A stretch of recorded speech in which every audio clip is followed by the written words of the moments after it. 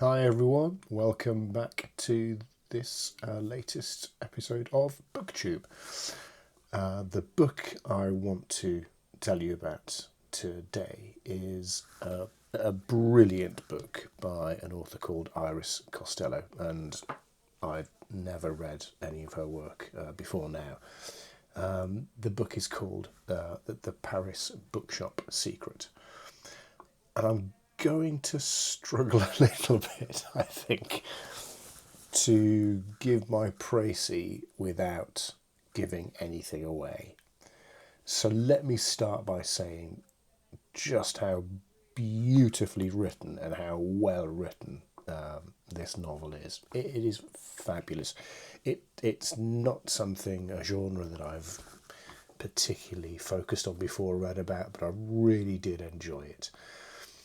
We have a character called Alexis who is embarking on a journey to find her mother. Can I say any more than that? Let's just leave that aside for now. We also have a story set in Paris in the 1960s of a young, late teens girl whose name I won't mention, who is over on holiday with her very wealthy American family. She has been earmarked. God, that sounds so appropriate. She is betrothed to a man called Armory, who, as her father has no male heir, he's to be wed to her to inherit the family business. But she clearly has no interest in that and has a deep desire for all things literature and writing, and becomes involved in the artistic scene in the Paris of the 1960s, a world away from her humdrum life of being groomed for marriage as the perfect lady, I guess. And a number of, are they sliding door moments? Probably not in the truest sense. But a lot of things happen in these two worlds where we wonder whether there is a connection, and if that connection is real, or whether, at least the way I saw it, part of a novel or an imagined story. Going back to Alexis, as she's embarking on a journey to try to find her mother, who walked out on her when she was a young child, leaving her and her father. And I won't say why she embarks on that, because I don't want to risk spoiling anything.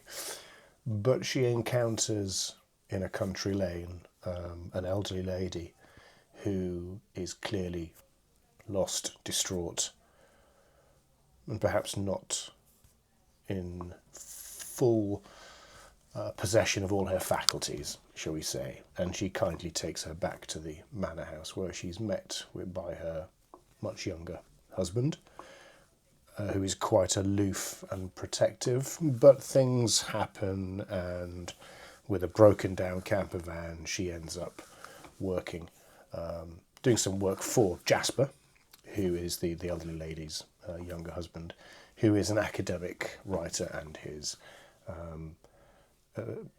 finishing off the writing of, I think, the history of Charles de Gaulle. I may have made that up. Maybe it's the French thing. But anyway, and the story there unravels. The story back in France unravels. And Alexis is taken back to her time in her previous life. And I say previous life, not in actual, but in a time when professionally she was the editor-in-chief of a very successful publishing company. So there's some lovely links about the publishing industry that I can sadly relate to all too well at the moment. The story unfolds and different worlds start to collide, and it is very enjoyable. I think I've managed to do that without giving any spoilers, but hopefully I've given you enough intrigue to go and buy this book and give it a damn good read, and I really hope you enjoy it. See you next time. Cheers, guys.